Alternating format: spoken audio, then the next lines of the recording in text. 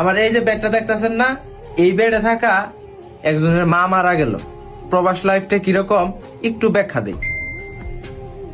এর মা মারা গেছে, তখন সে ডিউটিতে, আমরা তখন বাসায়। তো খবর শুনে সে ওইখান থেকে বাসায় চলে আসা পড়ছে। তো সকাল 4টা বাজে আমগো ডিউটি।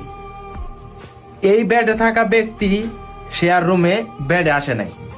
ওই যে আমার বেডটা, এই যে আমার দরজা, ওই যে জায়গাটা দেখতেছেন, ওইখানে সে বয়ে বয়া সারা রাত কান্না করছে। সারা রাত। সেও জানে আমগো 4টা বাজে ডিউটি, সে আমগো ডিস্টার্ব করে নাই। কখন সে রুমে এসে ওইখানে বসে বসে কান্না করছে এটা আমরাও দেখি নাই। ভোর 4টা বাজে 3:50 আমরা উঠছি, 50-40 এরকম। তো তার তো মা মারা গেছে, সে অনেক কান্না করছে। সারা রাত ওইখানে বসে বসে বাইরে বসে কান্না করছে। ব্রাশ করতেছি 4টা বাজে যেহেতু ডিউটি। আমরা একটা মানুষ, তার জন্য যে রুমে থাকবো, আচ্ছা এর মা মারা গেছে, তার জন্য আজকে থাকি, তার পাশে সান্ত্বনা দেওয়ার জন্য, আমরা কিন্তু থাকতে পারি নাই।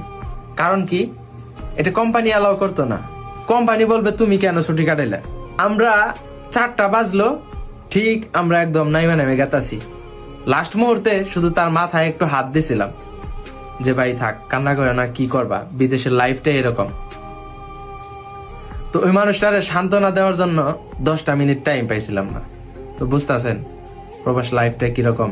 এই রুমে সে কিন্তু একাই সময় কাটাইছে।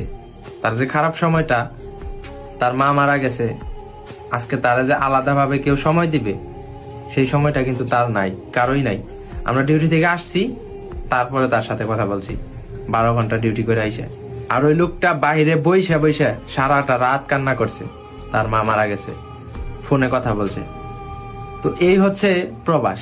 আর দোয়া করি এরকম সুখ সংবাদ যেন কোনো প্রবাসী আর না পায়, এবং কি যাদের মা বাবা মৃত্যুবরণ করেছে প্রত্যেকটা মা বাবাকে যেন আল্লাহ জান্নাত নসিব করে। সবাই ভালো থাকেন। আসসালামু আলাইকুম।